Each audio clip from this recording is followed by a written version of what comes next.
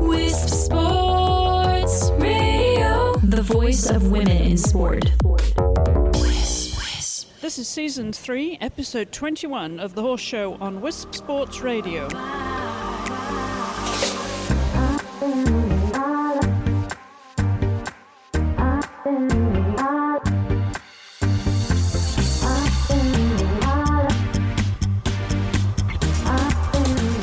Hello, I'm Chris Stafford reporting from the FEI World Equestrian Games on Day 8 of competition, which saw the speed class get the jumping competition underway. There are three classes here taking place this week, and two medals, the individual and the team medals, will be awarded this week in the jumping competition.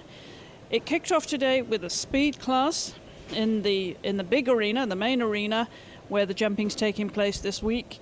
And we spoke to a couple of guests that we've had on the show already as a part of our World Equestrian Games preview in the weeks leading up to the event. And today, Erynn Ballard, the Canadian rider riding Darkos Promise, who was on the show a few weeks ago, she finished 33rd of the 124 starters. And for the USA, Adrienne Sternlicht, riding that lovely mare Crystalline, she finished 45th. She had just one rail down too. And in 46th position, Amanda Derbyshire, who rides on the British team for the first time, she's also a rookie. All three of them are making their championship debut here at the World Equestrian Games. Amanda finished at 46th on Lubanta BH. And of course, yesterday we spoke to Laura Kraut on the US team, and she finished in 12th place, so a good start for her too. But we want to begin with Erynn Ballard, the Canadian rider, as I spoke to her right after her round. Let's hear what she has to say. Erynn, just talk us through that and how it felt for you. Everything today went really as we planned. When I talked to Mark yesterday about the orders, I told him I always prefer to go early. And he said, even if that means first, I said, even if it means first, I am happy to ride for the team first, but earlier for me is better. So I liked everything about how the day started. I think I got better weather. It wasn't quite as hot, and Darko just really did what he was supposed to do. The atmosphere wasn't huge this morning, but it's still an intimidating ring. And he walked in and he checked it all out, and I made an early mistake for a rail, and the rest pretty much was picture perfect. We finished super solid, nicely fast. I wanted to stay in the top 25. I think I'm going to stay in the top 35, which the scores and the times are so close that I'm in pretty good company up there. Oh yeah, you're definitely in good company, and I know how much you love that pony, and he's been going so well for you. Just remind everybody the arrangement that you have with him, because you don't keep him at home, right? No, I started to ride him in May. Our first show together was in May. He lives in New York. I live in Toronto. I mostly meet him at shows. I've had the opportunity, once we knew we were coming to WEG, I actually got to ride him at the home farm in New York once. He came to Socrates to the HIT show. He didn't jump FEI. I just did 2 140 schooling classes just for practice and just to, learn a little bit more about him and have more time in the saddle on him. And then we got here, but he always rises to the occasion. And how did he feel then when you got here and you were exercising in the week, in the days obviously coming into this competition? Talk us through that, how he was riding for you. He started out very good, not too fresh. He's very sure of himself, and he's not a hot horse. He has nice blood and he's very consistent. With my relationship with Alon, he does a lot of the prep for me. And he said to me in the beginning of the week, you do better when you ride more. I think you need to ride him. I said, that's fair. I'll ride him Monday, I'll ride him Tuesday, but you have to ride him for me Wednesday morning before the class. And he did he? He did this morning. I think that's important. Why should we change what works? Just because, for sure, I like riding and it's good for me, but I also didn't have to wait around all day. So my order definitely helped today. So what was the horse you had in the warm-up area then? Was he just as you wanted him, or was he, how did that, because it is a big arena, even if there's not a big crowd yet, Erynn. He's a pleasure. He rises to the occasion every time we ask him to. He's only 10. This is his first championship as well. I think it's his first Nations Cup. It's a lot of firsts for both of us, but he doesn't know. He thinks it's a normal day and he's supposed to go out there and do a great job, and that's what he did. And talk us through then what it's like on the Canadian team right now and how everybody's feeling about their rounds so far in the speed class. I think that probably I wish I didn't have a rail. I'm sure Eric wishes that he didn't have a rail. So we had some unlucky four faults. Mario's horse got green. I don't think that any of us really can complain. Our horses all jumped well. Are we in perfect standing for where we could be or where we thought we'd be? Maybe not, but tomorrow's a new day, and we get to start fresh and see what we've got. Yeah, you absolutely do. And now what about these courses that Alan's built for you? What are your impressions of that? What would you expect of him for the team competition? For sure today is 155 and tomorrow's 160.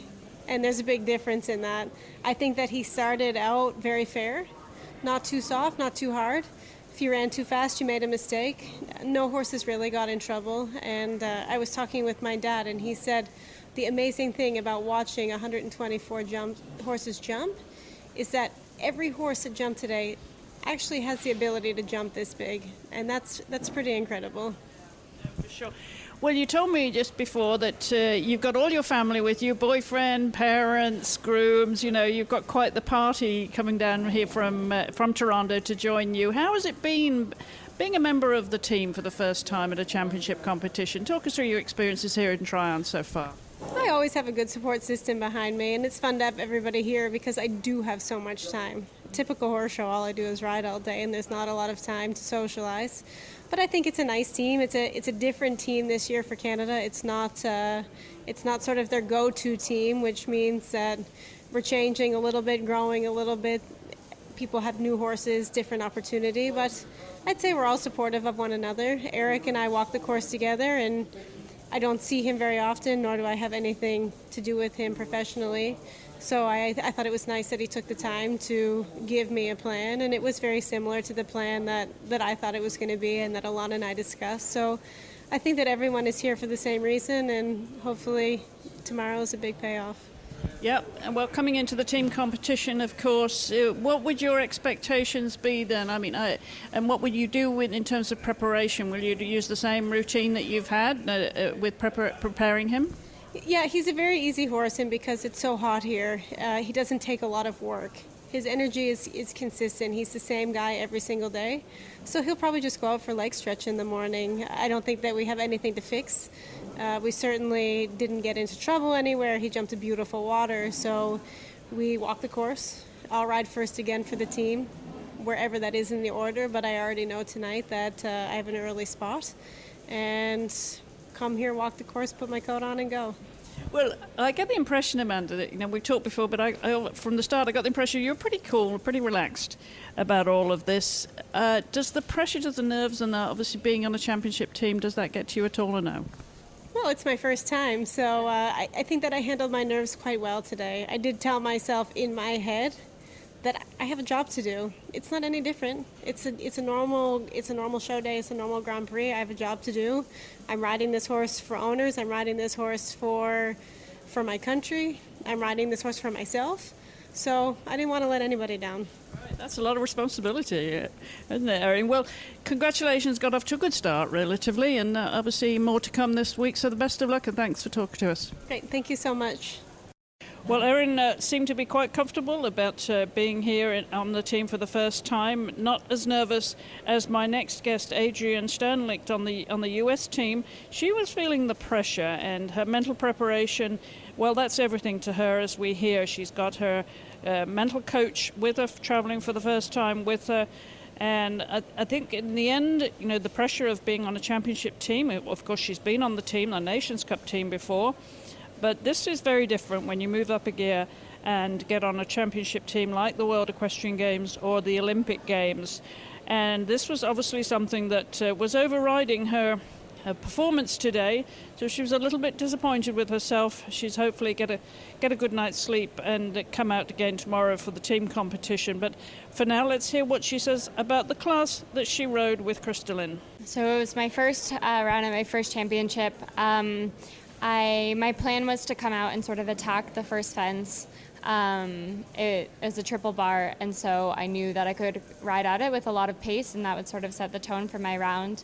And I did that, and I think that sort of intensity and pressure, wanted to ride with a lot of grit and determination today, knowing that I would fight for whatever was in front of me, and I think that it just was all compiled on itself a little bit, and we just got a little bit ahead of ourselves. So I'm really happy with my horse. She's incredible. She works so hard for me, and I feel good for tomorrow. Well, that's great. I mean, you'll take something away from every round, of course, but going into this and that course when you walked it, what did you think of it? What were your first impressions of it? It wasn't a particularly big or scopy course relative to some of the tracks that I've seen with her. I think for her, the bigger the better, so that's good for tomorrow. But it was a lot of course. There were a lot of options. I think it was excellent because it gave the riders a ton of choices on course. If you had to improvise, you could. I really did stick to our plan in what I rode, and it wasn't as smooth as I wanted it to be, and I think that was a byproduct of, again, me riding with, a little bit too much determination. Well, of course, there's two of you who are rookies on the team. When you first got that call, Adrienne, knowing the form that you had been on this year, what was your reaction? Where were you when you got that call? I was actually in Nantucket. I had just gotten back from Dublin, and the summer for me was intense, I would say. It wasn't so much day-to-day that it was intense, but I think general over the 2 months that I was there, I was incredibly focused. I've had laser vision on what I wanted to accomplish, and so I took a few days to come down from that, and I was excited, but the same way I feel now. My sports psychologist is actually here, and he's never come to a show with me before, and he was like, "You should be excited. You're at the World Championships. You're so blasé about this." And I'm like, "No, I'm focused on medaling. And I want to be better every day." So I see it as another opportunity to improve as a rider, improve my mental skills, and yeah. But you put pressure on yourself. Do you think that will change now you've had the benefit of having one class behind you? You know how you reacted to it. Will you change anything in terms of your preparation for the Nations Cup? Today I rode her for a bit this morning, and then she also lunged. We always joke that the two of us need to be lunged. I try to go for a run always before a big class, but we left at 6 this morning, so it was very dark and not the correct atmosphere for me to be running, or I guess weather or sun situation. Tomorrow I'm going to ride her. Like I said, I'll switch back to my typical show bit, which is a double twisted wire that's latex wrapped on the side, and that gives me a little bit more control and sort of my comfort zone. I think it's our strength that we can, as a combination. Speed classes I don't really think we've jumped many of them, honestly, ever, and I always get better as the week goes on as a rider, so I feel good. How's she coping with this and the atmosphere in the barn? Does she switch off easily after the class? I think she's very in tune to my state. So I take my feet out of the stirrups a lot when I'm warming up, try to just relax, hold the buckle. She's pretty mellow back at the barn. She likes to take a bit of time for herself, I would say, like in her stall. She's actually a very codependent horse. But yeah, I would say she's pretty mellow right now. Well, of course, we've got the team competition ahead of you and of course the team responsibility as well. And you've been on Nations Cup's team, but being here at a World Championships, the first for you. Tell us a little bit about your overall experience here at Tryon and being a World Championship athlete. The experience has been great. I already knew Laura Kraut very well. I used to train with her, and so it's kind of nice to have that sort of familiar relationship. Devin is great. He kind of does his own thing a little bit. Yesterday he was out in the rowboat, I think, fishing for a few hours in the afternoon. And obviously McLean and I are very close. I think it's almost better that we don't spend too much time together right now. So in general, to ride on a team, particularly for me with McLean. I mean, he's my biggest inspiration, and I aspire to ride like him and conduct myself like him. So it's been good, and I think I'll only settle into the sort of atmosphere and pressure as the week goes on. Well, hopefully you'll get a good night's sleep tonight, Adrienne, and tomorrow, as you say, another day, team competition, and you know how to deal with it now. Yes, definitely. I think my mental preparation for my round today was probably the most exhausting part of my day, so I think I can kind of relax tonight. Totally. Get a good night's sleep, and the very best of luck tomorrow in the team competition. Thanks so much. Well, as you heard, she has a new preparation for tomorrow. Hopefully she'll be able to get a good night's sleep and go for a jog. I know that means a lot to her in her mental preparation. And come out for a new competition tomorrow, starting with the Nations Cup. There are 2 rounds, one tomorrow and the second round on Friday. And then I spoke to Amanda Derbyshire, who's also making her championship debut with Lubanta BH, a partnership that's been, again, on cracking form this summer. She's been warming up for this, preparing for this in Europe, based in the UK, and she caught the selector's eye to make her debut and finished in 46th place. So let's hear what Amanda has to say. First of all, congratulations on making the team. Thank you very much. It was quite the honour. Yeah, it certainly was. And you've had quite a year already. But you went over to Europe, as we know, to prepare for these, to catch the selector's eye. It paid off. But today, a little bit sticky at the water there. What you missed there? What were you thinking when you're coming in? Plan with her is always to ride across the water. So my plan was 8. She left on one leg on 7, which is very unusual for the horse. I mean, she's not spooky at the water. So that kind of obviously was a little confusing afterwards. That's why we had the next one down. The plan was to go as fast as we could to put us in good stead for tomorrow. Thankfully, faults are converted, so it won't make too much of an impact. Obviously, it wasn't the plan, but we can't really predict everything. No, you can't predict, and you never know when you get in that arena. Obviously, it's a big arena to ride in. You had familiarisation yesterday. What's it like riding in there? I mean, it's fabulous. I mean, the ring's brilliant. The jumps are absolutely beautiful. It's impressive. She never really gets impressed by much, so the more impressive, the better. I thought she was great. I mean, I'm not going to be too disappointed with that. Obviously, when things don't go perfectly to plan, it's disappointing, but I think going in tomorrow, we just do our best. Well, she did prior to the water. She was jumping fantastic, right? You must have had a really good feeling with her until that point. Yeah, I mean, everything to then, all the strides were exactly what we planned. And then the godsend is that she finished up really well after that, so I think we're all right going into tomorrow. Right, team competition, of course, tomorrow. Yeah. Just give us some overview and your impressions, Amanda, of being on your first championship team, what it's like to be on a team. It's not your first time on a team, but a championship team, obviously, and being here at Tryon. Obviously, it's a dream come true. We've got a really nice team here. We've spent a lot of time together. We've all, I think, really bonded this week. It's just fantastic. I think everyone's rooting for everyone, and we've got a nice set of horses here, so all we can do is our best, and that's about it. Well, let's talk about the track today. Wade, of course, I spoke to Di yesterday, and she had a view on how those courses were going to play out this week. What the kind of questions it was going to be asking you. Your thoughts on this course and what your expectations are. You will have jumped his courses before. Yeah, we jumped them before. Obviously, I knew coming in the first day it wasn't going to be small today. Alan Wade's a good, strong builder. I thought the course was nice. There's a few tricks, a few options you could do. And I think that's proved difficult for some and not so difficult for others. So, the course is brilliant.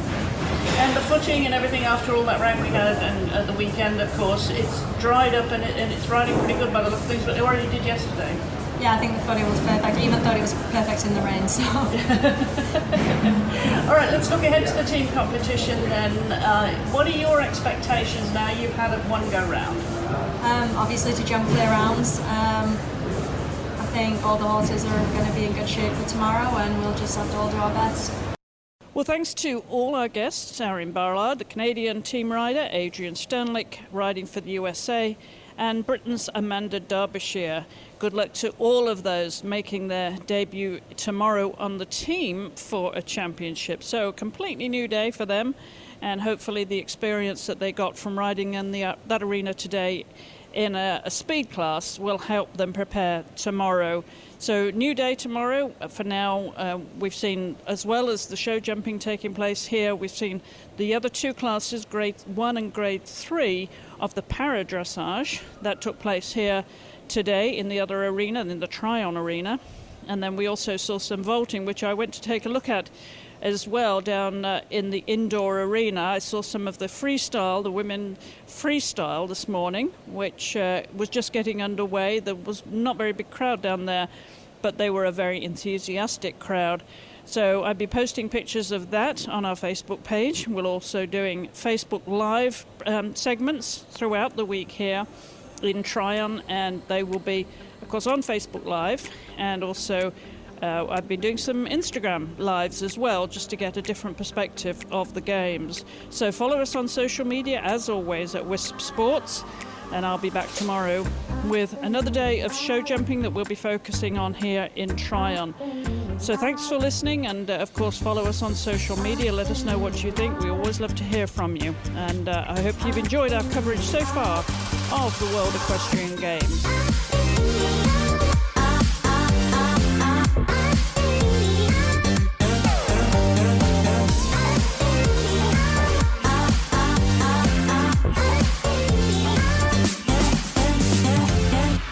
Mm-hmm.